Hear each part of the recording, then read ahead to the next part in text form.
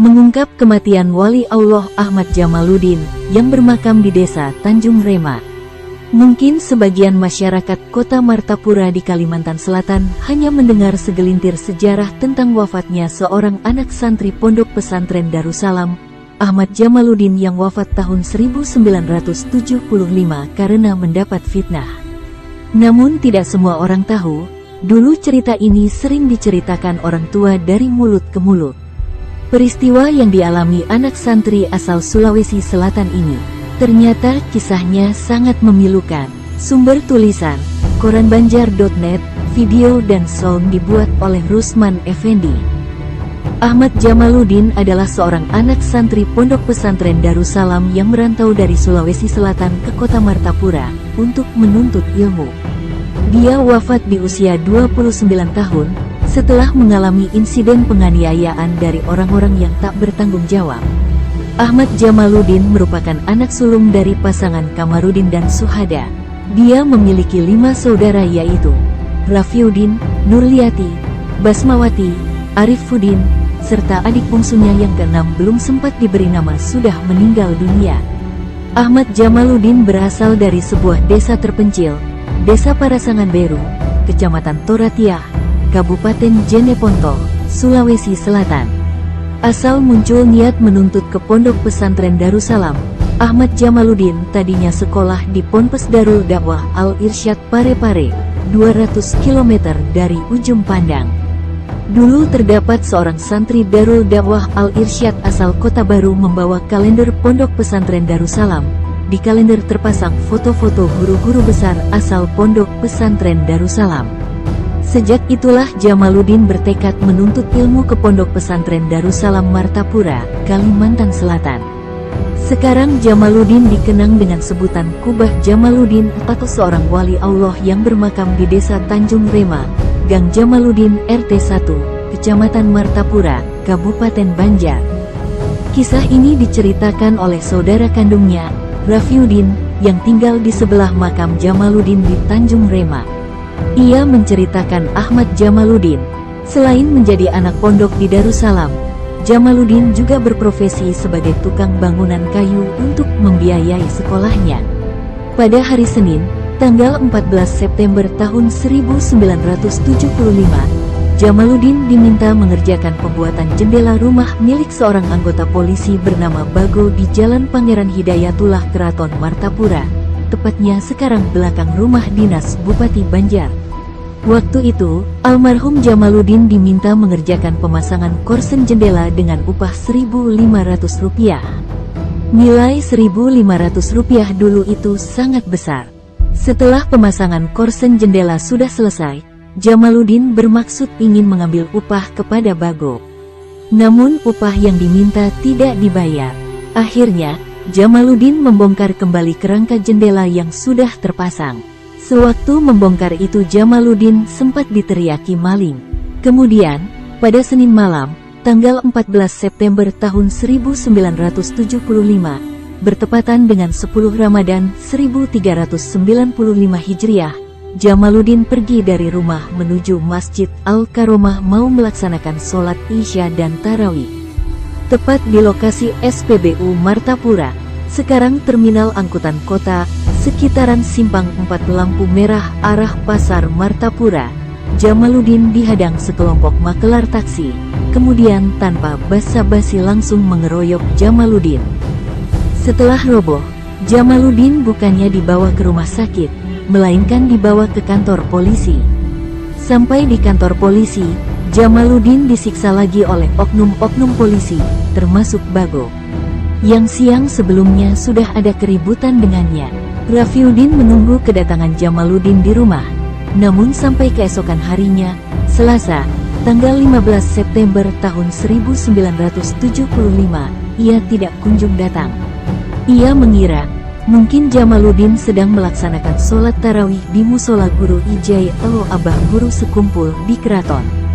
Selasa pagi, Rafiuddin melintas di jalan Sasaran Kelurahan Keraton, Martapura, tepat Wantilan Papan. Dia bertemu dengan Bago. Kemudian Bago memanggil dirinya dan bertanya, "Di mana kakak Ikam?" Ia berpikir, kenapa dia tahu? Lalu, Raffiuddin berbincang sebentar, dan Bago memberitahu bahwa kakaknya Jamaluddin ditangkap polisi karena mengamuk di pasar. Raffiuddin bergegas menuju kantor polisi pada Selasa pagi itu. Saat melintas di depan rumah sakit, dia melihat dua orang polisi sedang membawa seseorang, namun dia mengenali sarung asli Bugis yang dikenakan. Saya bertanya, ini sarung kakak saya, kenapa dibawa ke rumah sakit? Kedua polisi itu tidak bisa menjawab, katanya. Selasa menjelang maghrib, Jamaluddin menghembuskan nafas terakhir di RSUD Ratu Zaleha. Raffiuddin meninggalkan Jamaluddin di rumah sakit, kemudian mengabarkan kejadian itu kepada Tuan Guru Abdul Qodir di Pondok Darussalam. Berikutnya Tuan Guru Abdul Qodir memberitahukan kepada Tuan Guru Badruddin, Guru Ibad, karena waktu itu Guru Ibad menjabat sebagai Ketua Umum Yayasan Pondok Pesantren Darussalam. Tuan Guru Abdul Qodir sempat kaget mendengar Jamaluddin meninggal. Sidin betakun, kenapa? Kenang Raffiuddin. Selanjutnya, jenazah Jamaluddin diminta Guru Ibad untuk dikerjakan di Aula Darussalam. Jenazah dimandikan dan dikapankan di Aula Ponpes Darussalam, lalu disolatkan di Masjid Agung Al-Karomah. Yang memandikan jenazah saat itu, Abah Guru Sekumpul dan Guru Ibad. Usai dimandikan, Guru Ibad mengirim dua utusan meminta Raffiuddin untuk datang melihat jenazah terakhir Jamaluddin sebelum dimakamkan. Kata utusan Guru Ibad, Ikam jangan menangis, kalau menangis kada kutemukan dengan jenazah kakak Ikam. Setelah itu, jenazah dibawa ke Masjid Al-Karomah. Setelah seminggu Jamaluddin dimakamkan, Raffiuddin dipanggil Guru Ibad. Dia disuruh pada hari Jumat ke makam Jamaluddin. Apa yang dilihat, itulah kebenaran, ujar Raffiuddin menirukan ucapan Guru Ibad kala itu. Pagi Jumat, Raffiuddin ke makam dan melihat penziarah yang sangat banyak. Saking banyaknya penziarah, dia tidak mengenali makam kakaknya lagi. Para penziarah sedang mengerumuni makam yang tertutup kain kuning dan kembang. Saya sampai kebingungan, lalu bertanya kepada penziarah, di mana makam anak Darussalam yang meninggal minggu kemarin? Tanyanya kepada penziarah. Lalu dijawab, ya ini makamnya, kata penziarah. Raffiuddin pun terperanjat seakan tidak percaya, kalau yang diziarahi itu makam kakaknya. Karomah lain yang muncul dari cerita warga sekitar makam, dikatakan, selama bulan puasa, makam ini terang. Warga sering mendengar orang mengaji pada malam bulan Ramadan, tapi tidak ada orangnya. Mengalami hal itu, Raffiuddin teringat pesan Abah Guru Sekumpul saat mau mengubur, kita akan seperti ini jua, cuma waktunya saja belum tahu. Nanti Tuhan akan menunjukkan kebenarannya, ujar Abah Guru Sekumpul saat memakamkan, kata Raffiuddin. Berikutnya, usai Guru Badruddin membaca talqin juga berpesan, Ikam anakku, kakak Ikam ini anak kesayanganku jua. Mudahan Ikam sabar, nanti Tuhan akan menunjukkan kebenaran, imbuhnya kala itu. Kabar untuk keluarga di Sulsel pasca wafatnya Jamaluddin, Raffiuddin mengabarkan kabar duka kepada keluarga di Sulawesi Selatan. Seminggu kemudian, barulah kabar tersampaikan karena hanya menggunakan surat. Orang tua kami tahu setelah seminggu kemudian.